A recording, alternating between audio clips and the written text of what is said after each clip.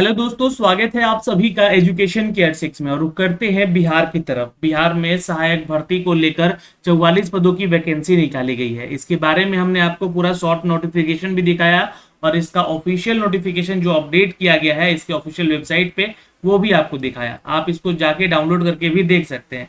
Total यहाँ पे अगर बात करें तो 44 पदों की ये वैकेंसी है, जहाँ पे 13 सीट जो है रिजर्व है महिला के लिए, जो कि 35% आरक्षण के साथ है। तो क्या आप इसको आवेदन करना चाहते हैं? तो बिल्कुल आप इसको आवेदन कीजिए, क्योंकि ये एक सरकारी नौकरी है और ये परमानेंट जॉब है। अगर आप यहाँ पे इसकी जॉब को पाते हैं तो सैलरी भी आपकी दमदार है, यानी कि लगभग 55 से 60 हजार रुपए सैलरी आपको अपग्रेड की गई है। ये देखिएगा 44,900 आपका जो है वेतन स्तर है। 7 CPC को लेकर यहाँ पे अपडेट किया गया है। इसके लिए योग्यता सिर्फ जो है आपका किसी भी डिसिप्लिन में स्नातक होना चाहिए, जो कि हमने आपको बताया है कल। और उम्र सीमा जो है 1 अगस्त से काउंट किया जाएगा, लेकिन आपको बता दें कि 21 से लेकर 37 वर्ष तक के छात्र इसको आवेदन कर सकते हैं।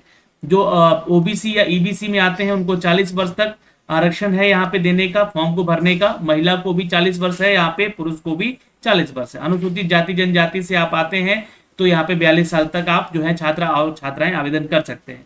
अब यहाँ पे आप लोग इस फॉर्म को भरने से पहले अपने डॉक्यूमेंट्स चेक कर लीजिएगा, क्योंकि अगर आप किसी कैटेगरी से बिलोंग करते हैं तो उस कैटेगरी का यह सर्टिफिकेट आपके पास होना चाहिए एग्जाम से, इस फॉर्म से निकलने से पहले। ठीक है, तो यहाँ पे ध्यान रखिएगा। बाकी आरक्षण आपको फायदा मिलेगा। आरक्षण का फायदा जो है आपको आपके फॉर्म भरने के साथ साथ एज क्राइटेरिया में और साथ ही साथ आपके कट ऑफ मार्क्स को लेकर जो भी इसका रिजल्ट दिया जाता है उसमें भी आपको फायदा होता है। 2 फेज में इसका एग्जाम है, जो कि मैंने बताया था आप लोगों को, चयन की प्रक्रिया है ना। 2 फेज में एग्जाम है, 2 पीटी है, 1 मेंस है। पीटी भी आपका जो है आपका ऑब्जेक्टिव टाइप होगा और मेंस भी जो होगा आपका वो भी ऑब्जेक्टिव टाइप होगा। 3 खंडों में ये परीक्षा होगी। देखिए बिल्कुल बिहार एसएससी सीजीएल की तरह ये परीक्षा है। ये मान के चलिएगा कि बिहार एसएससी सीजीएल में 44 पद और बढ़ा दिए गए, बट ये परीक्षा बीपीएससी कंडक्ट कराएगी। तो यहाँ पे 150 पद, 150 क्वेश्चन होंगे और निगेटिव मार्किंग नहीं है। हर क्वेश्चन के लिए आपको यहाँ पे 1 नंबर जो है दिए होगा और 2 घंटा 15 मिनट का ये परीक्षा आपका होगा मेंस का। और पीटी में 2 घंटे का परीक्षा होने जा रहा है ना, सॉरी, दोनों में 2 घंटे 15 मिनट का ये परीक्षा होने जा रहा है। हिंदी अंग्रेजी दोनों ही माध्यम में आपका ये परीक्षा होगा, ये ध्यान रखिएगा। आपको इस फॉर्म को भरने के बाद जो है ना, एग्जाम जब देने जाएंगे तो ये एनसीईआरटी, बीएसईबी और आईसीएसई जो बोर्ड है इसके टेक्स्ट बुक के जरिए जो है आप बुक ले जा सकते हैं। कोई भी एक है ना, इसका आप एग्जाम देने के लिए। लेकिन मैं कहूंगा कि ये कोई फायदा वाला चीज रहता नहीं है, क्योंकि आपको बता दें कि यहाँ पे आप जितना देर पढ़ेंगे इसको उतने देर में उस चीज को याद कर सकते हैं। अब बुक लेके जाइएगा तो एक फायदा होगा यहाँ पे कि पढ़े रहेंगे, तब नहीं पढ़े रहिएगा तो कोई फायदा नहीं है बुक लेके जाने का वहां पे, और ढूंढने का कोई फायदा नहीं है। ठीक है, और इसके लिए आप बुक ही ले जाना है। यहाँ पे इसका फोटो कॉपी वगैरह करा के नहीं ले जाइएगा, और ना ही किसी अन्य बुक का भी यहाँ फोटो कॉपी, लूसेंट वूसेंट का, क्राउन ऑन का बुक नहीं लेके जाना है आपको। ठीक है, तो ये प्रारंभिक परीक्षा का और आपका जो मेंस एग्जाम का सिलेबस है वो दिया गया है, जो कि मैंने आपको लास्ट वीडियो में अपडेट कर दिया है। वाईटी एजुकेशन पे आप इसको जाके देख सकते हैं। खैर, अब मैं आपको इस वैकेंसी के बारे में एक शॉर्ट डिटेल तो दे दिया हूँ। अब इसके फॉर्म को कैसे भरना है, तो बीपीएससी के ऑफिशियल वेबसाइट पे आएंगे आप यहाँ पे, और यहाँ पे अप्लाई ऑनलाइन का लिंक दिया गया है। ठीक है, अब यहाँ से क्लिक कीजिएगा जैसे ही, तो ये आपको इस पेज पे ले आएगा और यहाँ पे आप जो है क्लिक करेंगे बीपीएससी ऑनलाइन एप्लीकेशन पे, तो आपको जो है इस पेज पे ले आएगा जहाँ से आप इसके लिए आवेदन करेंगे। यहाँ पे जैसे ही आप आएंगे इस पेज पे, तो नीचे देखिएगा यहाँ पे अपडेट किया गया है। ये देखिए, ये बीपीएससी असिस्टेंट की वैकेंसी है 6/2022। एडवर्टीजमेंट संख्या है 7 तारीख से, यानी कि आज से लेकर यहाँ पे 30 सितंबर तक आप इस फॉर्म को भर सकते हैं। इस पे क्लिक कीजिएगा, ये आपको दूसरे पेज पे ले आएगा, अप्लाई ऑनलाइन वाले सेक्शन पे। और यहाँ पे जो है आपको मैंडेटरी कहा गया है कि जितने भी ये रेड कलर से स्टार मार्क लगाया गया है आप उसको मैंडेटरी तौर पे भरेंगे, और इंग्लिश में ही आपको फॉर्म भरना है, हिंदी फॉन्ट में मत भरिएगा। चलिए, तो मैं इसका फॉर्म भरने का तरीका आपको बता दूं कि सबसे पहले आपको अपना रजिस्ट्रेशन करना है और प्रिंट तक कैसे प्रोसेस को फॉलो करना है ये ध्यान दीजिएगा। यहाँ पे कैंडिडेट जो होंगे पहले अपना नाम डालेंगे, जो कि आपका मैट्रिकुलेशन में सर्टिफिकेट में नाम दिया गया है। उसके अलावा आप अपना मिडिल नेम डालेंगे और लास्ट नेम डालेंगे यहाँ पे। फिर उसके बाद अपने फादर का नेम डालिएगा, और अगर कोई महिला छात्र हैं तो अपने पति का भी नाम यहाँ पे डाल सकती हैं। लेकिन जो उनका सर्टिफिकेट है वो ईबीसी हैं या बीसी हैं या ईडब्ल्यूएस हैं, या फिर आप एससी एसटी कैटेगरी से आती हैं, तो आपका सर्टिफिकेट जो है आपके पिता के एड्रेस का बना होना चाहिए, ध्यान रखिएगा।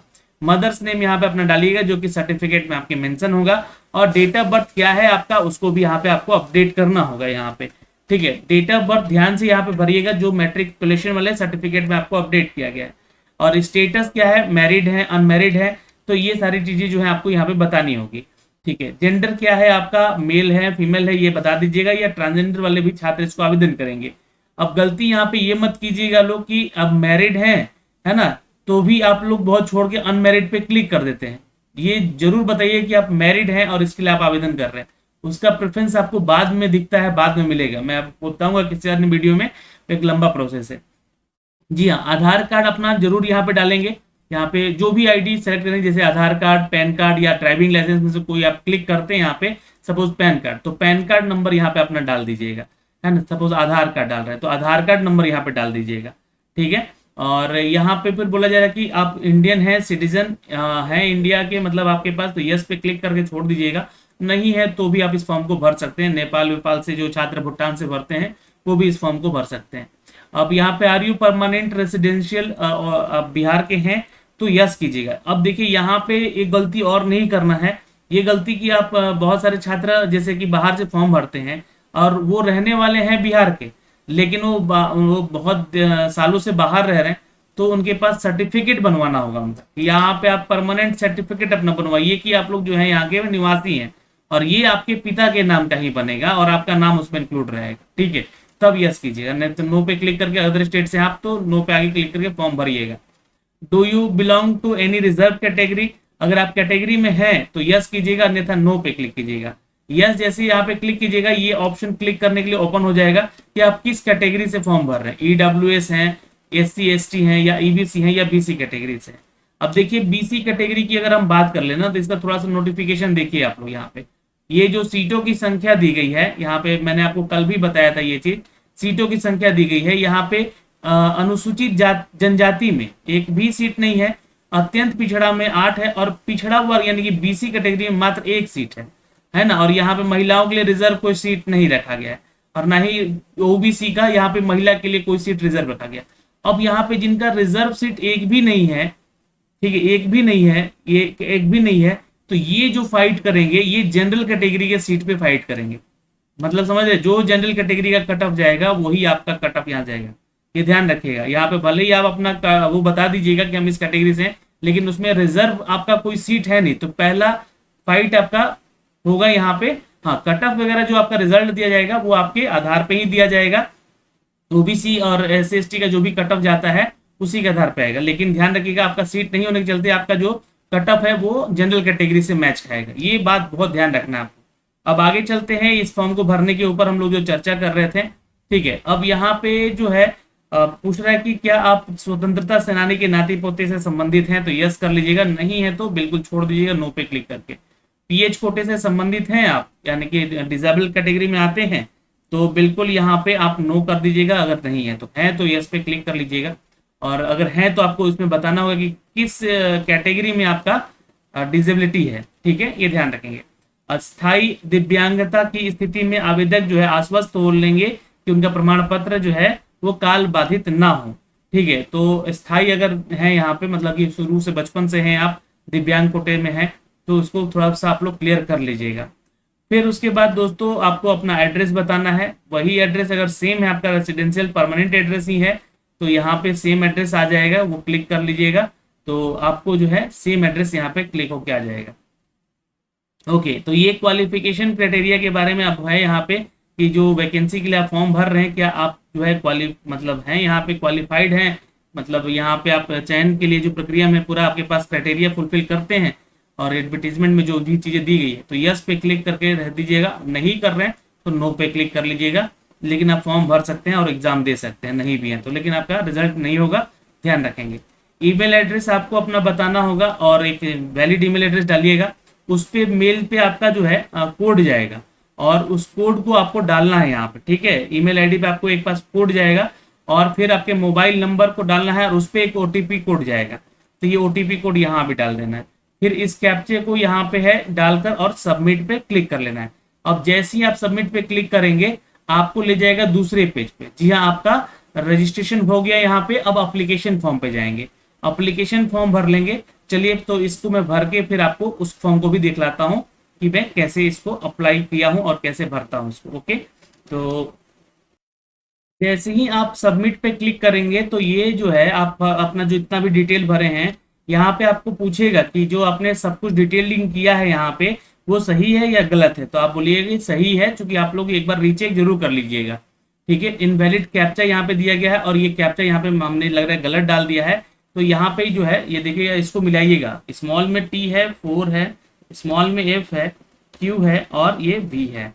तो अब यहाँ पे जो है ये पूछेगा और आपको यस कर लेना। तो ये आपका रजिस्ट्रेशन हो गया यहाँ पे। और आगे चलते हैं अब यहाँ पे इसको लेकर। अब देखिए हम लोग फिर से उस पेज पे आ गए हैं जहां होम पेज पे थे, रजिस्ट्रेशन हो चुका है। अब यहाँ पे लॉगिन करेंगे, वही अपना लॉगिन पासवर्ड और जो है आपका ये कैप्चा डाल के यहाँ पे लॉगिन कर लेंगे और फिर यहाँ पे एप्लीकेशन फॉर्म भरेंगे। तो चलिए मैं इसको लॉगिन कर लेता हूँ यहाँ पे।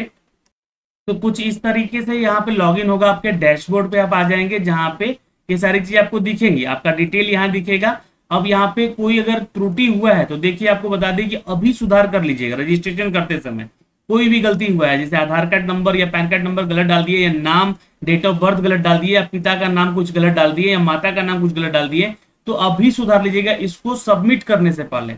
इसके बाद यहाँ से जब आप नेक्स्ट स्टेप में जाएंगे तो फिर ये चूंकि आपके यहाँ पे अपडेट नहीं किया जाएगा, ठीक है, बाद में।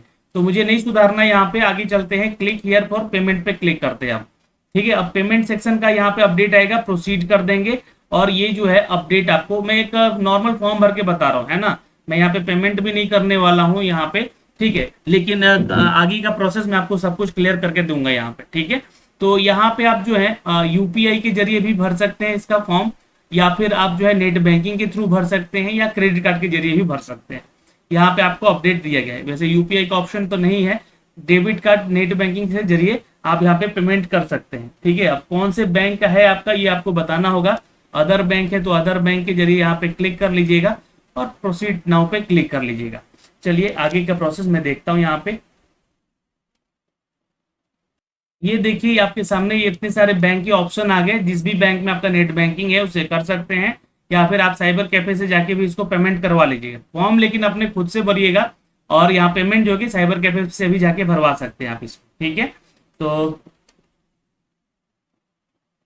अब यहाँ पे पेमेंट भी हो चुका है, पेमेंट का सेक्शन खत्म हो चुका है। यहाँ ध्यान रखिएगा, पेमेंट आपको जो है ना ये अपडेट दिया गया है कि 7 सितंबर से लेकर जो है 30 सितंबर से पहले फॉर्म को पेमेंट भी कर देना है। अब यहाँ पे आपके सामने ये ओपन हो जाएगा एप्लीकेशन फॉर्म को लेकर।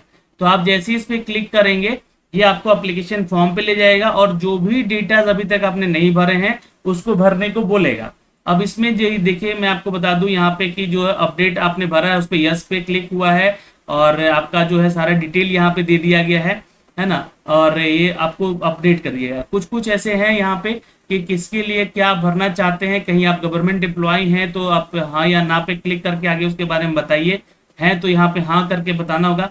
मैं यहाँ पे यस करके अपडेट कर रहा हूँ, क्योंकि यहाँ पे ऑलरेडी जो है पोस्टेड है, जो कि डेजिग्नेशन यहाँ पे उनका देना होगा। यहाँ पे कार्यालय का नाम देना होगा, और यहाँ पे प्लेस का नाम कि किस जगह वो पोस्टेड है, तो ये आपको अपडेट करना होगा। नहीं है तो आप यहाँ पे नहीं छोड़ दीजिएगा और छोड़ के आगे बढ़िएगा।